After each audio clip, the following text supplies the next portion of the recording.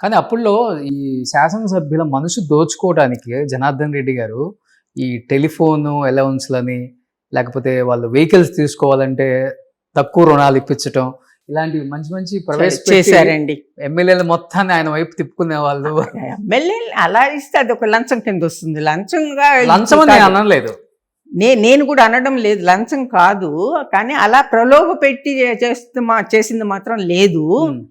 ఈరోజు హైదరాబాద్లో మీకు ప్రశాసన్ నగర్ అనేదో ఇంకోటి ఉంది, ఐఏఎస్ ఆఫీసర్స్ ఈరోజు అందరినీ కూడా గుర్తించి వీళ్ళందరూ గవర్నమెంట్ సర్వెంట్స్గా ఉంటే రిటైర్ అయిపోయిన తర్వాత వాళ్ళు ఎక్కడో గాల్లో పోయినట్టు పోవాలి, ఇంతకాలం సర్వీస్ చేసి కూడానని వాళ్ళని గురించి ఆలోచించింది. కానీ రైతు పట్టాదారు పాస్ పుస్తకం రైతుని గురించి ఆలోచించింది కానీ అంత జనార్దన్ రెడ్డి గారు.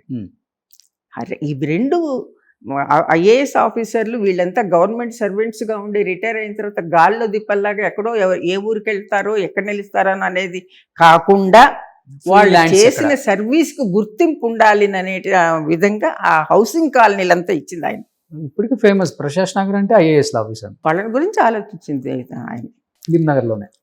అలాగే నియోజకవర్గంలో కూడా ఒక చేనేత కార్మికులు కానివ్వండి, బీడీ కార్మికులు కానివ్వండి, రిక్షా పుల్లర్స్ కానివ్వండి, రైల్వే స్టేషన్లో వర్క్ చేసేటటువంటి అమాలీలు కానివ్వండి, వీళ్ళందరినీ కూడా గుర్తుపెట్టుకొని ప్రతి ఒక్కరికి హౌస్ సైట్ అనేది అలాట్ చేసింది ఫస్ట్ జనార్దన్ రెడ్డి గారు. ఓకే.